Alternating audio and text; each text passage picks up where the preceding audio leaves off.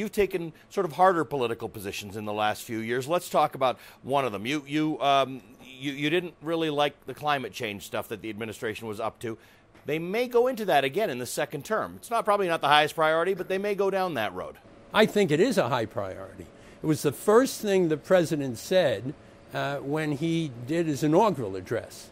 And he isn't going to go to the Congress to do it. Right. He's going to do it on a regulatory basis. And if you look what he's brought out of the EPA before, he can do a lot more going forward, and we're all going to have to work on that. All right, let's talk about spending cuts. One of the things you'd like to see is deficits getting under control, spending cuts. Here we are in Europe, where the austerity of the sort that they imposed is not certainly in the short term working. We've just seen new unemployment numbers out of Spain and Portugal. Spain at 26%, youth unemployment at 60%. We've gotten to the point where we're lapping ourselves in Europe because so many people are unemployed that the idea of organic growth anytime in the next 5 years is impossible to see. How do we manage that in the United States? How do we manage a cut in spending that doesn't send us into a downward growth spiral? It's where you cut the spending.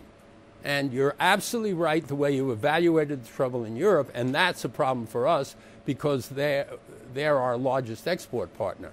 But the spending that we want to adjust is the spending that is automatic, and that is entitlements.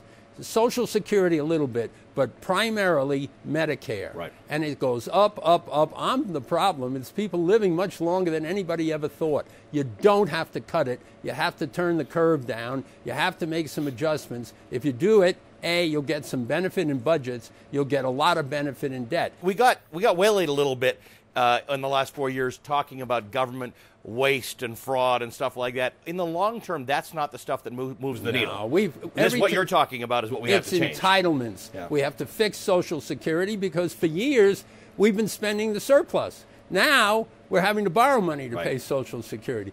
Medicare, we borrow 3 out of every $4 and have from the beginning that we spend. We have to fix it. What's your recommendation for the process of how we fix this? We have the math. It's actuarial. We know how to do it, but we can't get it done. Well, I've got a process difference than some people do. We've been talking about fixing this in 2 buckets. One bucket is reducing costs. Another bucket is increasing taxes. If you think you can get this all done to the amount we have to do with, let's say, a 10-year program, you're going to have to dig very deep. We need a third bucket, and it's sitting right there, and we should use it. It's energy. Fracking, for example, has created 1,750,000 jobs in less than 2 years. There's billions and billions of dollars going to the states and the federal coffers.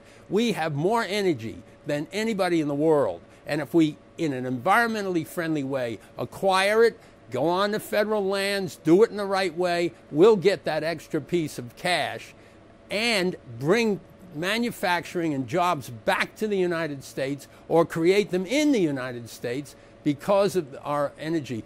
The last 4 years of the Obama presidency was marred by not great relationships between the business community and the administration. You are one of the key faces of the business community. Have you reached out to the president, or has he reached out to you since his election to say, let's make this 4 years look very different? Just remember, my job's to represent the business people. Right. He's the president of the United States. We deal with each other when we should and when we need to. And sometimes we agree, sometimes we disagree. But do you have a good relationship with him? Would you like a better relationship with him? Oh, I would like to have a more regular relationship with him, but we're doing just fine.